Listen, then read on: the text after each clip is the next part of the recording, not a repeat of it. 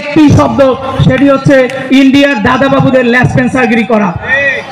অতএব আমি বাংলাদেশের বিপ্লবী ছাত্র জনতার পক্ষ থেকে, বরিশালের বিপ্লবী ছাত্র জনতার পক্ষ থেকে এই দাবিটি পুনর উপস্থাপন করতে চাই যে ইন্ডিয়া 1947 থেকে শুরু করে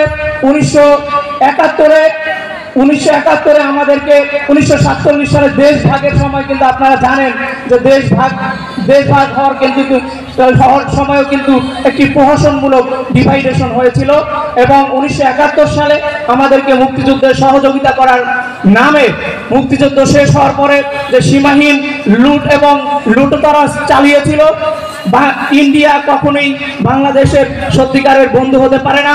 সেই ইন্ডিয়ার যারা ল্যাসপেন্সারগিরি করে আসছে বিগত 17 বছরে, যারা হাজার হাজার বাংলাদেশের জনগণের রক্ত ঝরিয়েছে, জীবন ঝরিয়েছে, তাদের এই বাংলাদেশের রাজনীতি করার কোনো অধিকার থাকতে পারে না।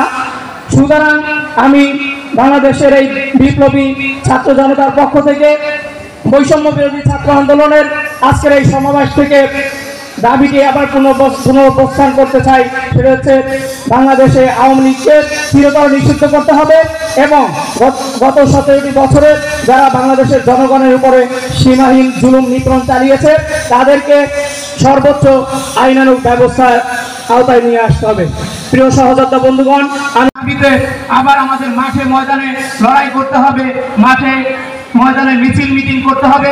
এটি আসলে আমাদের জন্য দুঃখের এবং লজ্জার, কিন্তু বাংলাদেশের ইতিহাস আসলে দুঃখজনক এবং লজ্জাজনক কোনো কিছুই আন্দোলন এবং সংগ্রাম ছাড়া অর্জিত হয় না। সুতরাং আমরা মনে করি বাংলাদেশে আওয়ামী লীগকে নিষিদ্ধ করতে হলে আমাদেরকে ঐক্যবদ্ধভাবে মাঠে থাকতে হবে এবং মাঠে থেকে যতদিনে না গণতন্ত্রের দায়ে আওয়ামী লীগকে নিষিদ্ধ করতে হয় ততদিন সংগ্রাম চালিয়ে যেতে হবে। সামনের দিনগুলোতে বৈষম্য বিরোধী ছাত্র আন্দোলন এবং অন্যান্য সকল রাজনৈতিক ছাত্র সংগঠনকে একত্রিত করে সকলের উদ্যোগে আওয়ামী লীগের নিষিদ্ধকরণের এই দাবিটি আমরা মাঠে ময়দানে বাস্তবায়ন করবো ইনশাআল্লাহ। আজকে